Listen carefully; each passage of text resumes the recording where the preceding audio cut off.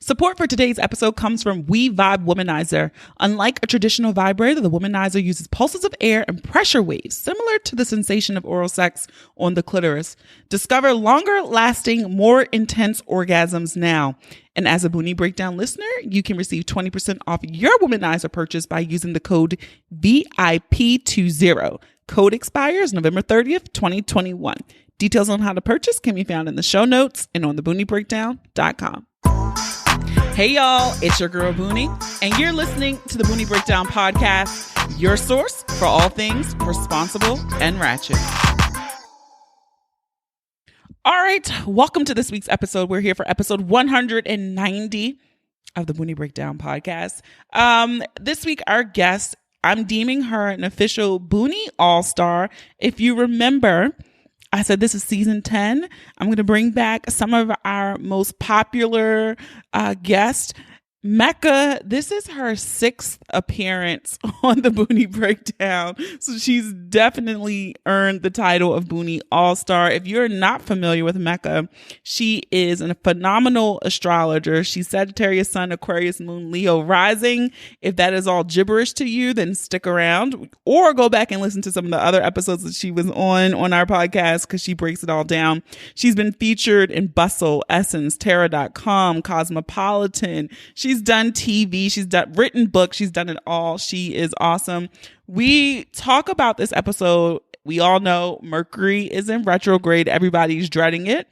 We break it down. She also gives us some highlights and feedback on the outlook for wrapping up 2021 and what things we should be looking out for as we move into 2022. So if astrology is your jam, or you want to learn something, or you even want to understand the memes that you see floating around on social media, then stick around for the conversation. All right, let's just hop right into my pick of the week. This week, Facebook is a cesspool, but my pick of the week is Facebook Marketplace. If you've never shopped there, listed anything, I have not purchased anything from Facebook Marketplace, but I feel like Facebook Marketplace has replaced Craigslist. It seems like a bit safer option than the Craigslist listing days, even though I've did do shopping and selling on there back in the day. I've sold quite a few things as I was purging, and everyone had told me how bomb it was. I did not believe it, but now I am a believer. So if I just sold like a practically brand new bed and mattress for a couple $100 on there, it was no hassle. You could communicate in the app, showed up, Zelled, she packed it in her U-Haul, and that transaction was done. So if you need to get rid of things, or if you're on a budget and you want to try to buy things affordably, check out Facebook Marketplace. I'm surprised. Facebook is a complete cesspool. I hate it. I'm over it. I wish I could kind of deactivate my Facebook actually, but you got to have a personal page to run like a business page on Facebook, which is kind of dumb, but Marketplace, 5 out of 5 stars from Boonie. Housekeeping. Come back later, please. Housekeeping. Not now. All right. It is time for housekeeping. Feedback from episode 189, Big Old Balls. With Sheikah, it was a few funny messages I got back from this episode, especially the feedback in Talk to Boonie Tuesday. Someone said, this episode had me triggered. I dated this dude in my college years that had saggy balls and went bald early, like before 25. Dick was long, though. He was 6'4". Eventually, when we fell off, I was pissed that one day and wrote on social that one had saggy balls anyway. I feel bad about it to this day. Like at this age, I wouldn't have minded them balls. They probably match my titties. That was like, I feel like all of the feedback from this week's episode was super hilarious and super funny. Someone said, you guys had me choking on my water at work. So if you have not listened, please go back and check out episode 189, Big Old Balls with Sheikah. It is ratchet and hilariously fun. There is no confession in this week's episode because this week's episode goes a little longer. So I try to keep mine a little short. shorter than normal because podcasts these days be 2 and 3 hours long. I don't know how y'all do it because I got about an hour to give you on 2 times the speed. I cannot invest that much time in most podcasts. So we won't have confession, but if you would like to send in your confession, you can head on over to thebooniebreakdown.com and send in your confession anonymously. You can also just shoot us an email, theboonieBreakdown@gmail.com. Stumbling a lot over my words today. I don't even know. I'm not even drunk. Not sure what's going on. Also, this week, this Thursday, October 7th, we have a live event over on Patreon. It is My Body, My Pleasure with podcast fave, Vanessa of Vagesteem. So if you would like to come have a courageous conversation around sex, your body, and pleasure, you can head on over to patreon.com/theboonie-breakdown and sign up. It breaks down the benefits for each tier. You need to be at the $6 or $15 level to attend our monthly events. So again, that's patreon.com/theboonie-breakdown. Also, we had some big news at the Boonie Breakdown this past week. I made my first essence list, y'all. Yes, I was on 21 Black podcasts we're listening to this fall. It was penned by Kiera Boone, who's also a past guest and up-and-coming journalist. So it was amazing. It was Black people are creating audio content that celebrates our genius, gathers our corns, help us build our villages, reviews our contributions, and amplifies our history. And your girl, the Boonie Breakdown, was number 6. This Not Safe for Work podcast marries all things responsible and ratchet. So thank you guys so much. I didn't even know. So many of you had sent me the link at the same time that I was being notified that I had made the list. So thank you guys for all of the kind words, the shares, because I really did get quite a few followers, and I hope that translated into listeners. So that's why I always ask you guys to share, because your word means more than my word saying my shit is good, because my shit is good. So just go ahead and tell somebody. So if you are following us on Instagram and Facebook at The Boonie Breakdown, you can follow us on Twitter at Boonie Breakdown. You can share this story in your Insta stories. You can retweet a tweet. You can share the Facebook post. You can tag us. I love when you put it in the stories, especially on Instagram, because I love resharing them. It's always so great just to hear some of your feedback and to see you all listening. You can also leave 5-star reviews over in Apple Podcasts, the purple app on any Apple device. 5 stars. That's it. You just click them. It's done. If you want to add a little bit more, you can do so. We love hearing some words. And if you do, you can hear your review on a future episode. All right. So that is it for me, guys. So let's get ready to break it down.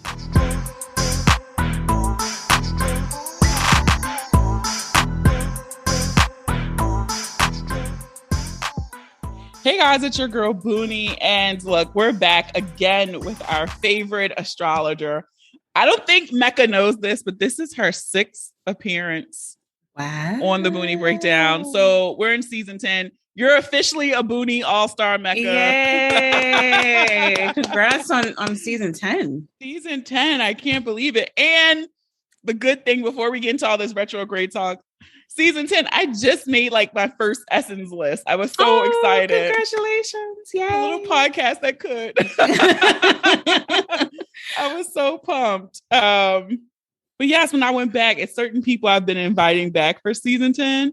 And I'm like, these are my all-stars. You're definitely on there because you answered the call when there was no podcast. And I'm like, I don't even know what the fuck I'm doing. Let me just email people. I like her. I think you were like episode 4 or 5, like very early on. Yeah, I remember. Early on. So thank you so much for taking a chance and always coming back when I email you. Oh, yeah. My pleasure. It's an honor. So how are things been going since the last time you've been on? Oh, they've been going. This year definitely has been like a mixed bag. I feel like 2020, okay, I know that people really kind of hit their kind of rock bottom for 2020. 2020 wasn't that bad for me. I was chilling. 2021, I feel like, is when things really started to like feel very like outside of my control, you know? And I feel like a lot of the like like the repetitive message that keeps coming up for myself, and even for like my clients or like in my horoscopes and things like that, is like just like go with it. Like whatever's coming through, whatever's coming up, because there's just so much in the air. And it's hard to stay on top of it or try to control it or force things, you know what I mean? So I've definitely been having to practice what I preach in terms of like, you know, just taking things one day at a time.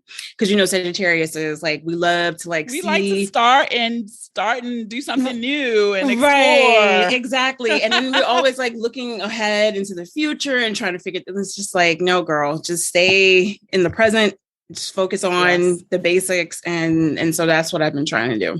If you're new here, this is your first time listening to an episode with Mecca. Mecca and I are birthday twins. We have birthday, December 14th.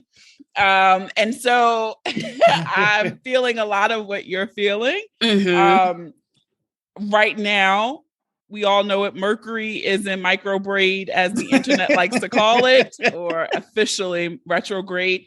Right. There are also like 5 other planets in retrograde. It's a lot happening.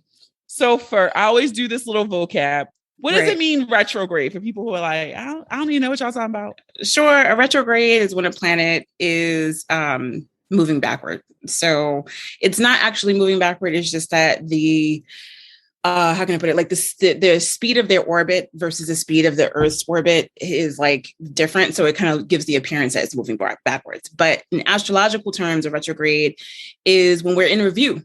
So if the planet is retro, it's a time for reviewing things, revisiting things.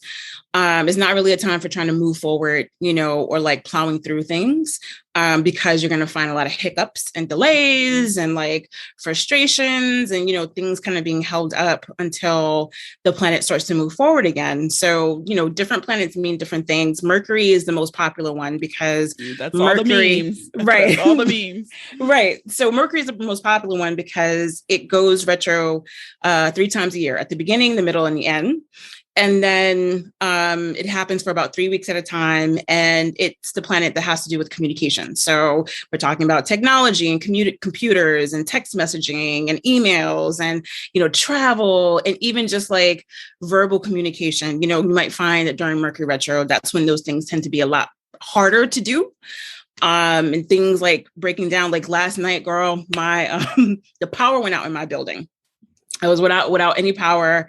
And on the positive side, because there's always a positive side to these things, you have to kind of look for the silver lining. The positive side is that I went to bed early. So universe was like, go to bed. Stop. You probably haven't done that in weeks, right? Right. And so exactly. It is always a bonus. Like I always laugh because whenever Mercury's in retrograde, you always hear like exes may reappear in your life, all of those things. And sometimes it would be a little dabble. But this, I think retro shade got me. It prepared me for this retrograde because it started showing its little ass. I had computer issues on my work computer. I have this download on my MacBook that just was stuck.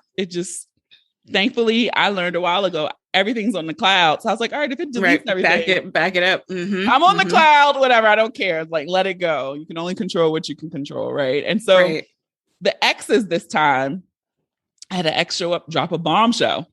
For no apparent reason. Like, I don't understand why, but it was just like, okay, here, hi, boom. Like, right. Yeah. Wow. So, yeah. It's kicking my ass right now a little bit. Yeah. I mean, the thing too is that like Mercury goes retrograde in different signs, right? So right now it's retro in Libra. So and I'm Libra rising. Right. So if exes are coming back up, or you're like finding yourself talking about like a lot of relationship stuff, or, you know, that's one of the big reasons why. And, you know, sometimes exes coming back doesn't always necessarily have to be a bad thing. Like if you ended on amicable terms, or, you know, if there's some unfinished business, sometimes people can reconnect, you know, like old friends and things like that. But I'm the strong believer of like, you know, if you don't want to hear from people, sometimes it's good to like kind of block them preemptively. Block it. Block, right. Don't even give yourself that stress. Because it's like right now, I think it's so important to protect what little piece we have right now. So yeah, what little piece we have. And so I think that's the thing too, because I feel like, social media has helped with the spreading of retrograde. Cause I know some people are like, I've never even heard of this until they were posted on Instagram and people were sharing it. Right. Mm-hmm. And I do feel like people because astrology is intriguing. It is interesting. It's nice to know your chart and the stars were aligned at this very moment when you were born.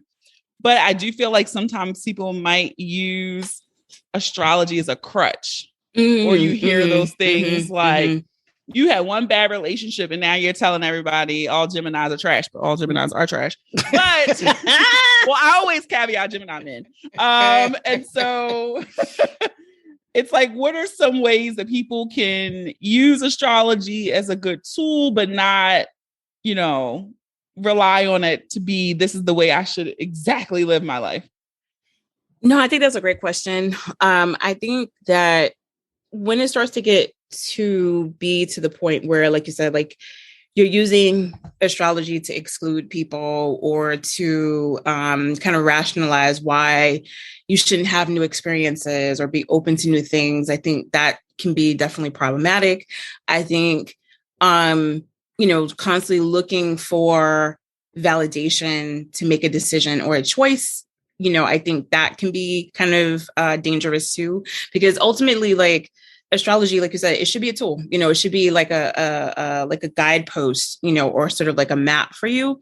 It shouldn't be there to take agency away from you or, absolve you of any responsibility. And it certainly shouldn't be something that, like, because I've seen people who have gone kind of off into like the dark side with it, where every single transit, every single thing, they're looking for something bad to happen. They're expecting like, oh my God, and it's just like, whoa, like, let's time out. Let's take a step back and kind of look at this, like, like, how would you approach this if you didn't have this knowledge, So yeah, I do think that it's important to kind of take some of it with, in stride.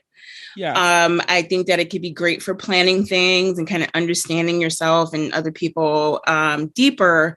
But yes, like you said, I don't think that it should be something that you're relying on so heavily to the point where you're afraid to make choices or decisions without, like, getting the okay from the stars. Because sometimes, you can plan things and life will still happen, like life is going to life. Yeah. Right. Exactly. There's still a lot of things that are outside of our control. And sometimes, like, we talk about this when we talk about something called electional astrology. So electional astrology is when you're choosing dates, specific dates for things. Like some people use it for weddings. Some people use it for, businesses. Some people use it, to, initiate a project. And sometimes, first of all, there's no such thing as like a perfect electional chart. Like, like you're just trying to look at the days that look the best, but sometimes a chart chooses you.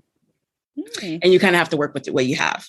So, I think it's important to take it and one day at a time. One day at a time. And I think too, like I've found myself, this is a few years ago, being guilty of just seeking out, and this is horoscopes specifically, right? Seeking out horoscopes when I'm searching, like, I want something to happen, right? And so for me, I was using them in a weird way, almost like manifesting, but like, if the horoscope says this, then I'm going to do this, right? Right. And to your point. And I was totally there. But now I'm in a spot where I don't even read horoscopes every day. I'll read a weekly, a month. I usually always read the monthly. And then I've like, forget about it. Like, I don't want to be sitting here like, well, Mecca said in the third week of the August that, right? So right. I feel like then you start willing things, which is not a bad thing, but I just feel like it's like this fine line of like using it as a tool and then becoming so reliant on. Yeah, no, I agree. I think there's also sometimes when I see like people using it and they're like checking like 5, 10 different horoscopes trying to find the thing that they want to finding hear. the one they want. Yeah. Right. You know what I mean? That also gets tricky too. So no, Yeah, I definitely agree. I stick with the same. Like I look at yours. I'll go on CoStar. We talked about CoStar app before. All right. Yeah. I will go on CoStar because sometimes they be dragging me, and they're in a period of dragging me right now. And what's the people? The Astro Twins. They're like monthly horoscopes. So those are pretty much like my go-tos. I don't go searching like, oh, Elle has horoscopes. Oh, so and so. Like, right. Yeah. I have my staples. I'll go look. Okay, right. I saw it. Because it is hard, because you do want good things or you want to avoid the bad things. And so you're just like, well, it said on the 27th was a big day. right.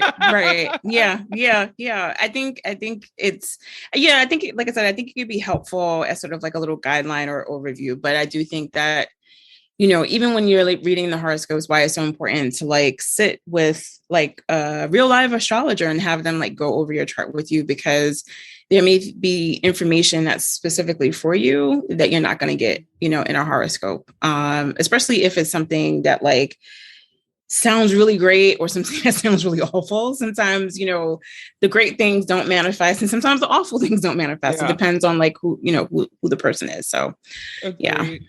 And so that I just had this weird question, and I got this question a lot because I think we were scheduled to do this a few weeks ago. And this question came up quite a bit.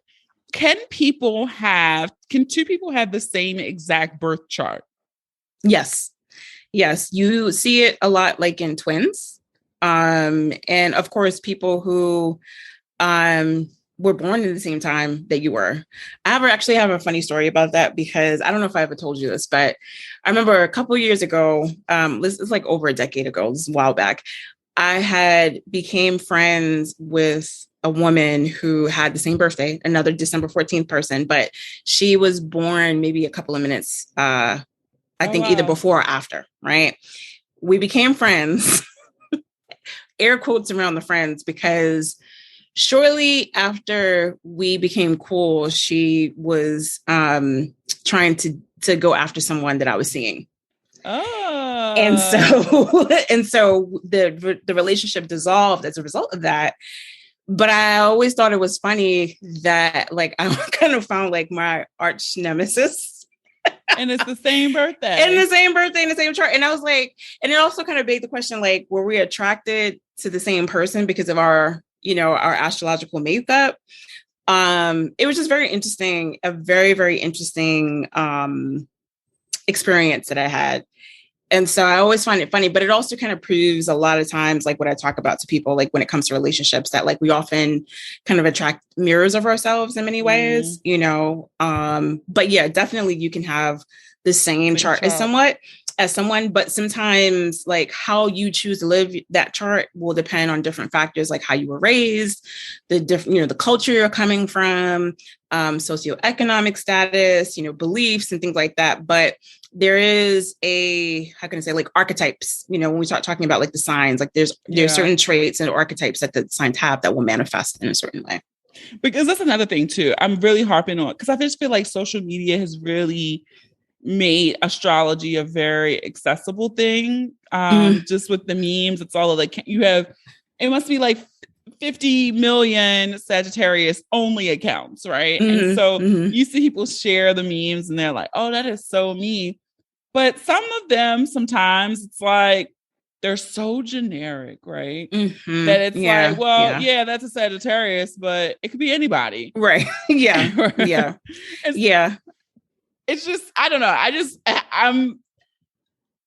I have trouble with those because some of those memes are really funny where I'd be like, that is true. Like the other day it was one that was like Sagittarius. It was like Maggie Simpson trying to fit a square into a triangle. And it was like Sagittarius trying to have a relationship but be single at the same time. And I was like, that's the story of my damn life. Wow. Trigger. Attacked.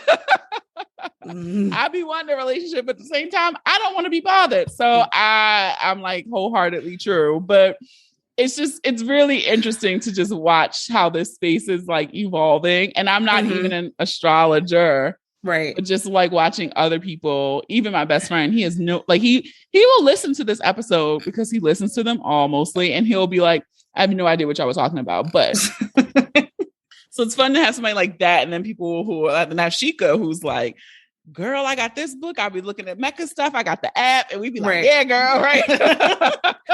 No, I think it's cool. I mean, definitely, you know, it has its pluses and minuses. I mean, just recently I signed on to be a board member of the International Association of Ethics and Astrology. So it's like a brand new organ. Thank you.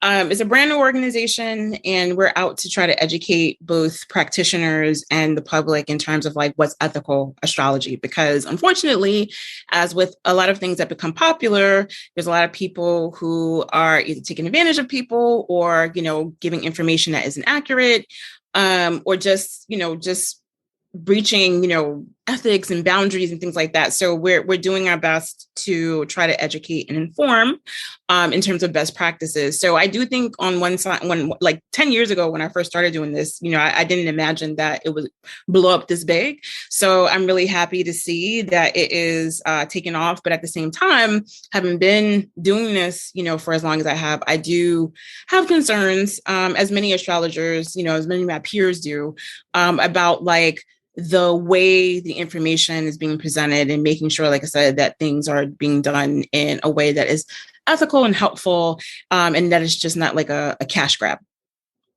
Yeah, I mean, that's smart, because for people who are not educated in this space, and with any type of industry, there's always someone who's going to take advantage and scam. So I like that, to create this new board. But congratulations. Thank you. That's exciting. Like, you always be, every time you come back, you be winning. You I be busy. What's it busy?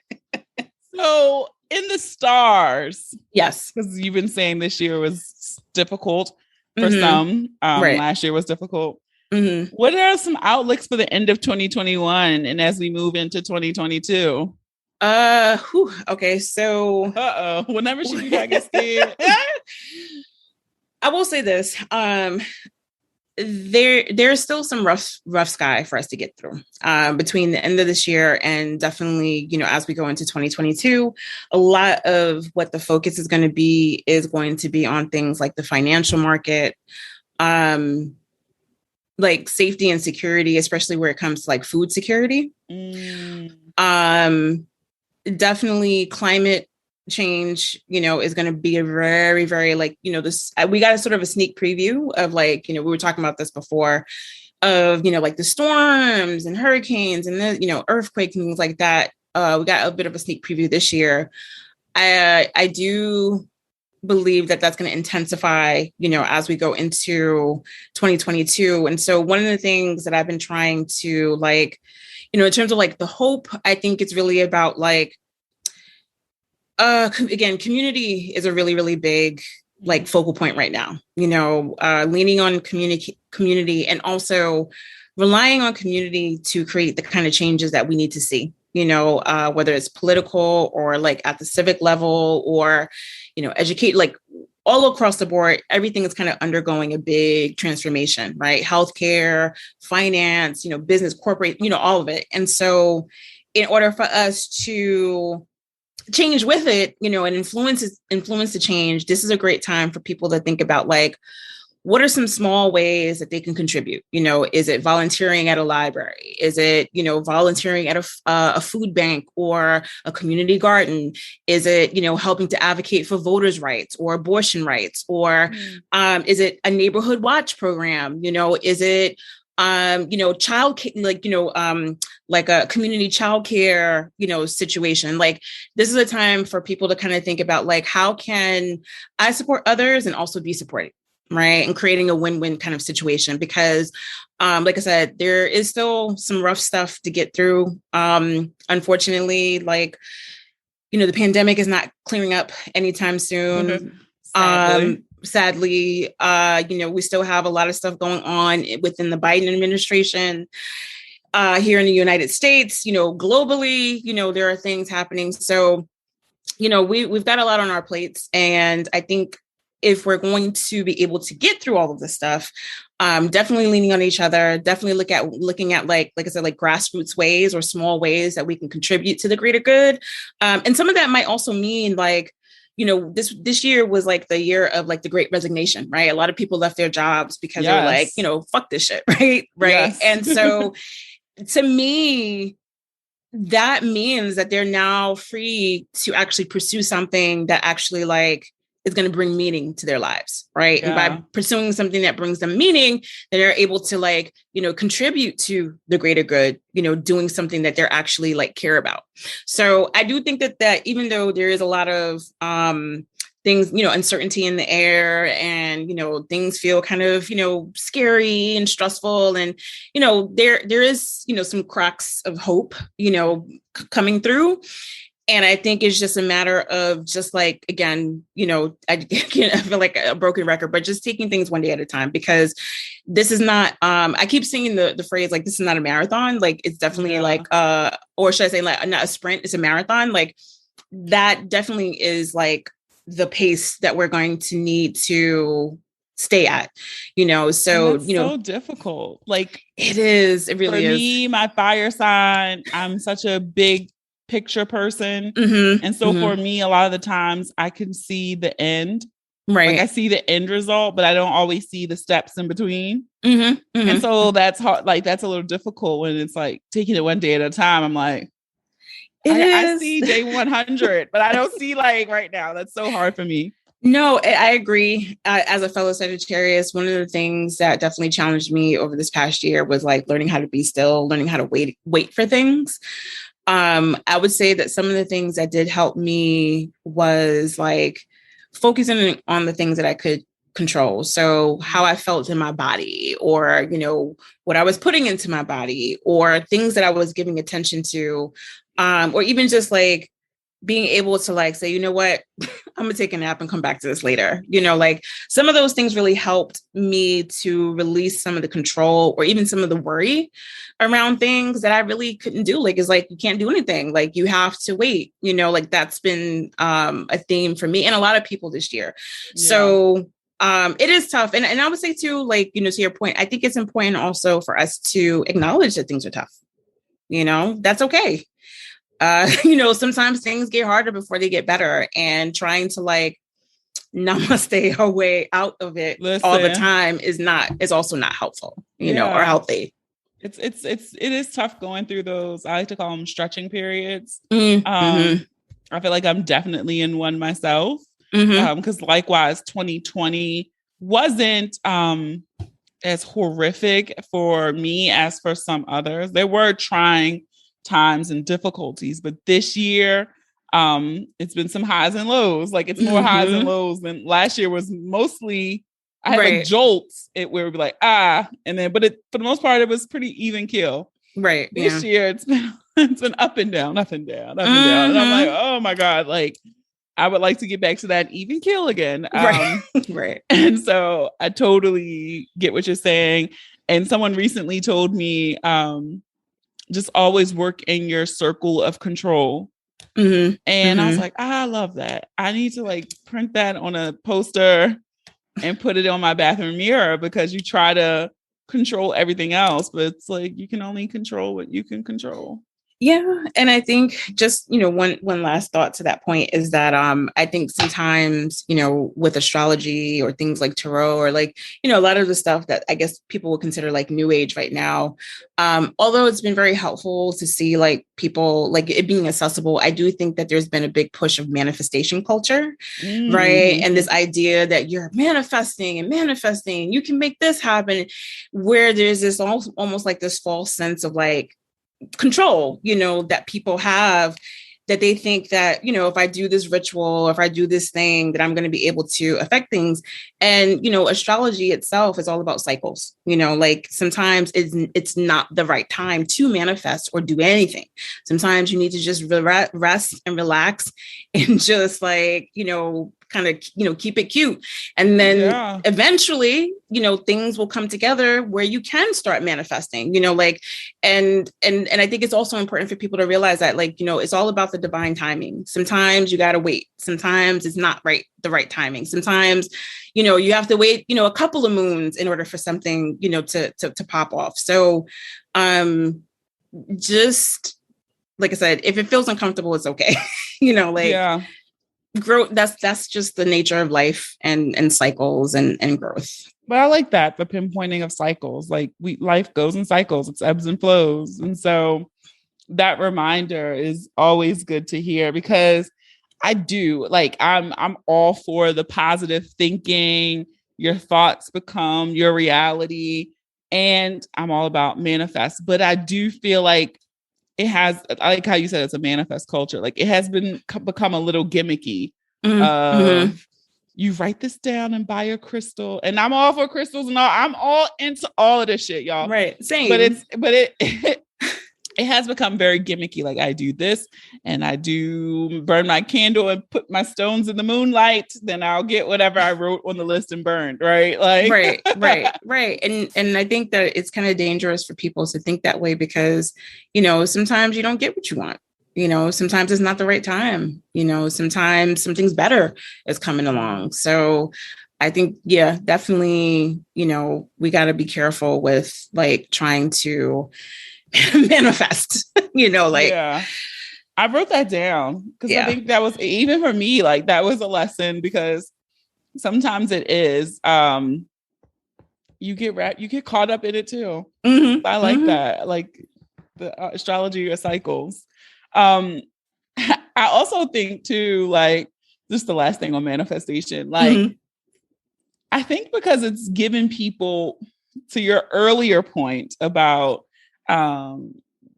people finding a foot in the door and scamming their way to the top, is what I call it. I feel like manifestation has created this really weird smoke screen where people can scam people out of money. And it's a few people that I have followed, influencers, whatever you want to call them, that I'm watching this transformation where they've transformed from being a personality to more of that coach, instructor space. And they use that thread of manifest, right? They might not call it manifestation, but that's what they're doing. But I'm just like, it's interesting to me that people can't see that you're now their product. Right? Like, before they were selling you t-shirts and candles, but now you're the product.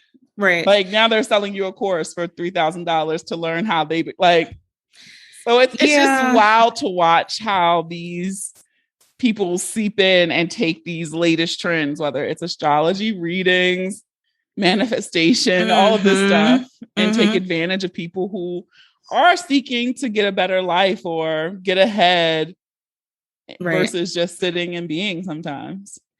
I like to tell people that there's no such thing as a quick fix, and it just reminds me of all of the, documentaries or, different things I've seen around, like, like cult leaders or, people, who make a lot of money off of the desperation, of other people, you know what I mean? And I do think that in terms of where we are now, if 2021 has taught us anything, I think it's important for people to be as discerning as they can when it comes to things like that.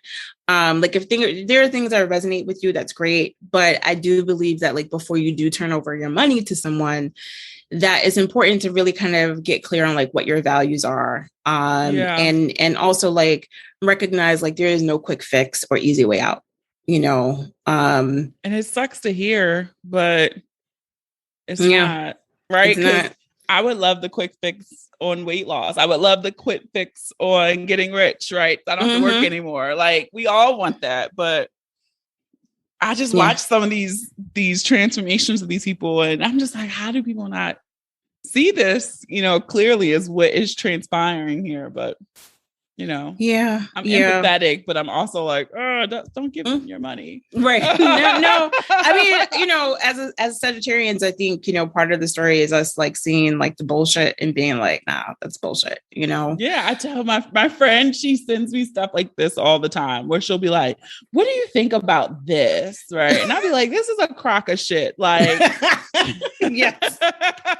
Blunt and direct Sagittarius. Like, no. Yeah. This is like, do you not see what happened? And she'll be like, and then later she'll like message me like, a couple weeks later, like, oh my God, you were so right now. I'm like, yeah, I'm like, because my bullshit radar is really pretty good. It always has been. My mom said since I was a kid, I can spot bullshit. Yep. That's a Sag for you. I mean, so, we also can be good at spewing bullshit too, but that's another thing. I've never spewed bullshit to you guys here on the Boonie Breakdown though. But no, I like when it comes in handy, it comes in handy. I'll say that. Because also too, because you're like all Leo, you're all fire, right? Like I'm mostly Leo. I have a little Aquarius in there. Okay. Yeah. So like I'm all over the gambit. I'm Sag Sun, Virgo Moon, and Libra rising. But then I have Aquarius, like Venus and Mars are Aquarius. So it's there. I have a little Capricorn. But I laugh because I always say I feel like my Virgo either can intensify my Sag or balances me. Right. And sometimes it's like that Virgo and Sag combo. I'm a bullshit like the best of them too. Well, you see, you know what's funny? You know when that comes in handy for me? In job interviews. I can see that. Yeah, I can see that. I mean, you know, whenever I see like someone who has like a moon ruled by Mercury, because Mercury is the mind, right? So a moon ruled by Mercury, or even like a moon in like an air sign, like Gemini, Libra, Aquarius, you can rationalize anything. You can make anything sound amazing if you sit there and think about it long enough, right? So, you know, when you mix the Virgo and Sagittarius combo, like you're definitely going to have someone who's incredibly intelligent, someone who's super smart, someone who is, you know, willing to grow and expand and like, you know, accumulate like skills and like put those skills to work. And then, you know, with like the Virgo part of you, like being able to understand like what makes people tick, like on some level, it not only gives you a BS detector, but it also gives you the power of BS too. Yeah. I always it's like, you know, it goes both ways. Like it's a double-edged sword. It does. People like my friend always tells me like, oh my God, you'll be like, I want a new job, and you'll have one like that. And it's give me an interview. I'm getting a job. Right. I'm going to talk my way into it. Just give me the interview. That's always one thing. Get me to the interview. Right. Yeah. I'm going to turn it on. and then that Libra rising gives that charm. I got the charm. Yep. So give me an interview. I'm getting a job. Yep. I am getting the job. So yes. It's the perfect package. I get it. It's like, I never understood because sometimes I'd be like, I don't feel like a Sag. That Virgo sometimes gets so, because as much as I don't like details, then when that Virgo kicks in, I'm very specific about what I want. I might not be able to execute it, but I'm like, I know this is exactly what I want, but I can't. The Sag part of me is like, I can't execute it. Because the Sag is trying to get way over there. And the Virgo is like, no, but we have to start here. So it's like a weird struggle in between, because I'm good at like planning events and all that stuff. I don't necessarily like calling the vendors, and like I definitely don't like doing all of that. And so okay, that's y'all little read about me. Every time Mecca's here, I always try to get a few interesting follower questions. And so there were two. It's two and a possible. Okay. The first one, and I was like, this is a good one. I don't think we've ever really talked about this. Someone said, can you talk about, with Mecca, can you talk about cusp signs? Like if someone is on the border of being half Cancer, half Leo, like what does that mean? Yes, cusps. Okay, so there's no such thing as cusps. And the reason for that is because the sun can only be in one sign at a time. So if you are born on the halfway mark, let's say, between like, let's say Gemini and Cancer, you have to check your time of birth to know whether or not you're a Gemini or a Cancer. Now, because the planets like Mercury, Venus, they travel very close together. Mm-hmm. Sometimes it's not uncommon to be like a Gemini with a Mercury in Cancer, or a Gemini with a Venus in Cancer, something like that. Where you can have, you can feel like, well, I feel like both. Well, it probably is because you have some planets that are close to the sun who are in that next sign, right? Depending on the day and time, you were born. So, yeah. So when we talk about cusps don't really exist. Like when you start getting more technical into the birth chart, there's like cusp talk, but that has more to do with like how the chart is itself, like how the birth chart is divided up. Okay.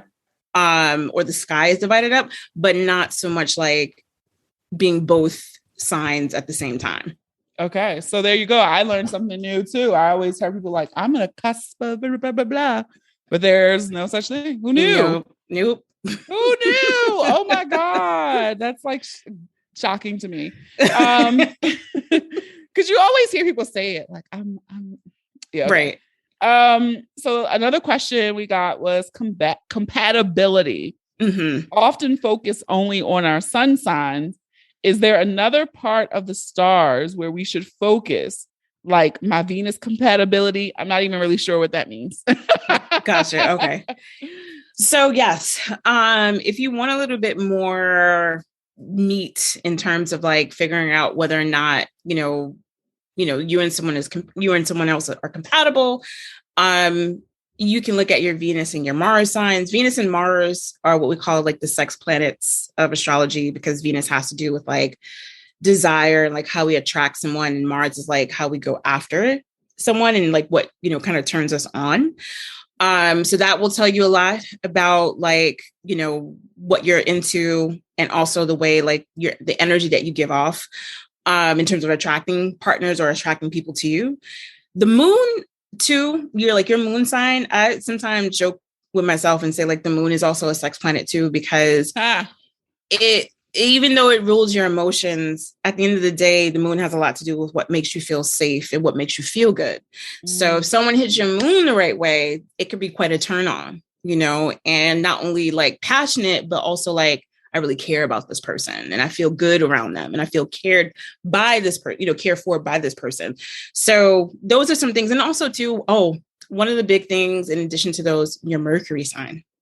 So this I've seen definitely play out in some of my like now defunct relationships, because my Mercury was in one sign and their Mercury was in another, and those Mercuries were incompatible. And it was like, we could not talk to each other. We could not communicate. And communication is one of the biggest, things between people to help you with like relating, getting along and working through problems, things like that. Sometimes, if your Mercuries are just like at odds with each other, it could be really difficult. Like sometimes, like if you have other things in the chart that are working together, sometimes you can kind of overcome those hurdles. But like, if there isn't much support, or, if that people are being immature and things like that, sometimes that communication can be really sticky. Okay. So the possible is an actual question. Okay. Just because perfect segue. This person asked, should I be concerned? My partner has Sun and Mercury in Capricorn, and my Sun and Mercury are in Sagittarius. Should I be concerned?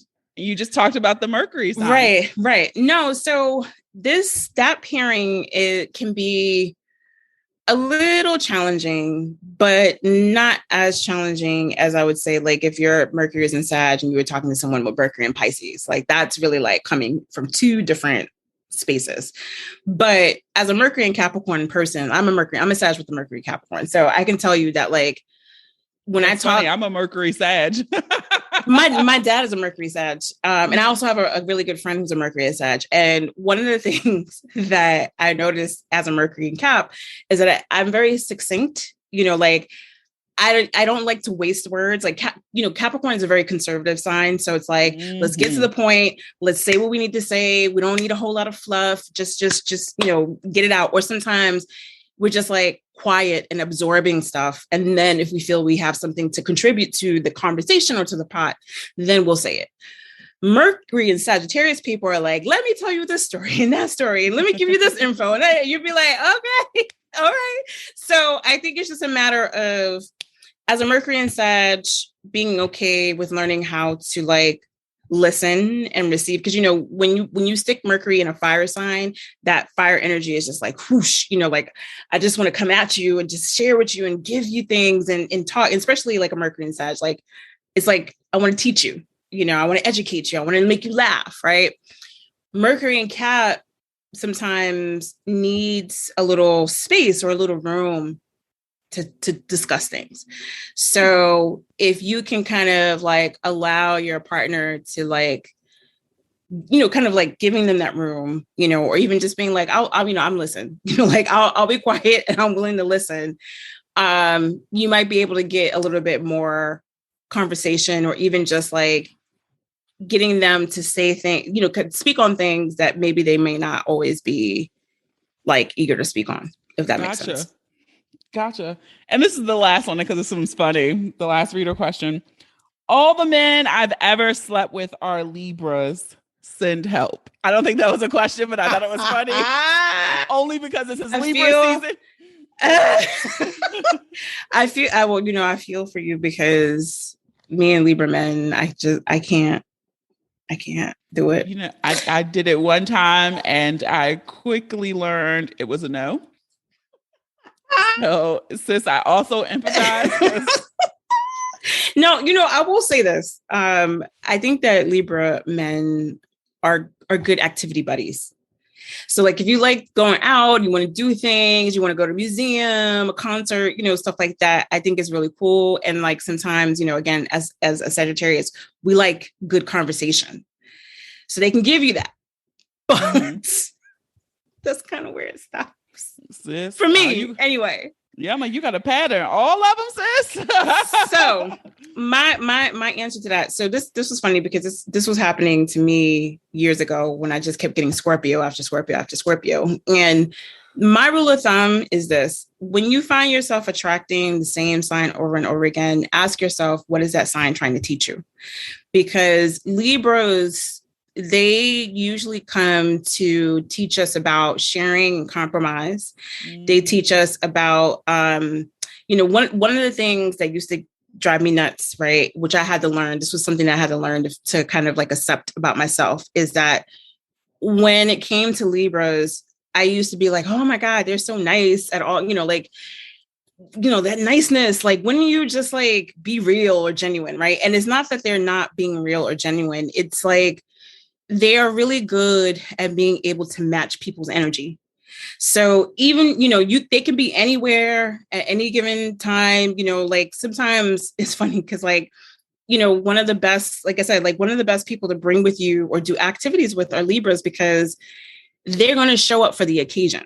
You know, how they dress, I see it, you know, how they like present themselves, like you can count on them to be personable, you know, and fashionable, and like people go home like, wow, you know, like that's a really cool person, right? And it's because as Libras, you know, like they're balancing their themselves or like their presence with that of another. So if they come off like, I don't know, weird, they may be showing you like where you need to be more like understanding, or where you need to be, like I said, more cooperative, or where you need to even like, sometimes with Libras, it's like, especially like if you're meeting Libras that like have a long, like sort of dating history, they may be showing you like where you need to get clear on like what you value and what you want, you know. Sometimes that can happen too. So I would just say like, there's probably a running theme that's going on there, and whatever that running theme, right, it's going to show you what they're teaching you. And usually I'll say one last thing is that whatever you feel is like, oh, that's not me, that's them, or I don't do that, they do that, that's the very thing that you need to pay attention to, because that is tapping into what we call your shadow. So anything you disown about yourself and you're like, I don't do that, and I'm not that person, and chances are there's something in that you need to acknowledge and say like, well, actually, I am that person, or actually, I do need to pay attention to that a little bit more, because they're bringing a lesson to you that you need to like integrate for yourself. Look, Shadow. You got some work to do. I got that one like send help. That made it so funny. Mm-hmm. No, I get it. It used to happen. Like I said, it used to happen to me with Scorpios all the time. And then I figured out what the issue was. I done been all over the board. I really haven't harped on like, we got Aquarius, Capricorn, Taurus. And it wasn't anything bad. It was just like very stubborn, stuck in their ways. And for my fire, it was just too much for them. What else have we done? I'm thinking my favorites. I feel like I'm definitely missing some, but they're not coming to mind. But those are ones who were burned in the brain. Aquarius, right. Capricorn, Taurus. Oh, I love Leos though. Mm. Oh, I love a Leo man. Oh my God. I know I'm like one of the few people, but that's my reoccurring. I had to think about it. It's Leos. Yeah. It's funny. I wasn't really getting a lot of Leo because I have a lot of it in my chart already. Sometimes you don't really get what you already have. You get other things. Mm-hmm. But most recently I recently met someone who is an Aquarius with a Leo moon. And it's actually working. Like, it's really nice, actually. And I realized that, and it does have to do with the fact that, like, they're carrying a piece of me there. And I'm like, oh, I like this. Yeah, because I'm with you. Someone else that, I'm in talks with, same thing. We are very different in terms of, like, the rising and moon, but their Venus is in Aquarius. My Venus is in Aquarius. I think their Neptune is in Sagittarius. I have a lot of Sag in my chart too. Same thing. I think like our Mercuries are in the same. Saturn is in the same. It's really interesting, this pairing. But, I will ride for a Leo man. Okay. Mecca, we're at the part where we do the breakdown. I'm going to say one word. You can say the first thing that comes to mind, phrase, sound, whatever. Okay. Black women. Our God. Kanye West. No. Mercury retrograde. It's not that bad. Compatibility. Good. Venus. Aquarius. Sagittarius men. I'm sorry. We don't talk about our male counterparts. And I say our male counterparts. Oh, child. I'm sorry, y'all. God bless. And last one, 2022. Just keep swimming. Just keep swimming. All right. Like Dory. Well, Mecca, can you tell everyone where they can find you on the internet, your social media, books, etc.? Plug. Yes. So you can find me at my website, mylifecreated.com. You'll find my my Instagram, my Twitter. I'm at The Mechanism on Twitter, One Mechanism on Instagram. I just had a new book out called The Astrology Journal. So yay! You can get it. You can get it wherever books are sold. And in the book, it's actually a journal that I'm teaching people like how to keep track of their own astrology and make sense of it and learn and grow from it. So I hope you get it. Love it. Well, Mecca, as always, you are a Boonie all-star. Thank you again for coming. I always appreciate our conversations. Thank you. I appreciate them too. All right, guys, that is it for this week's episode. I want to thank our guest, Mecca Woods, our second Boonie all-star of season 10. It's always so great to have her on, and I hope you guys learned even more about astrology. I know I kind of nerd out on it sometimes, but it's all so interesting and so fascinating and so fun. So please be sure to support Mecca. Follow her on Instagram and Twitter. Be sure to purchase a book if you can. And yeah, she's just so dope. And I'm glad that she's always willing to come on the Boonie Breakdown.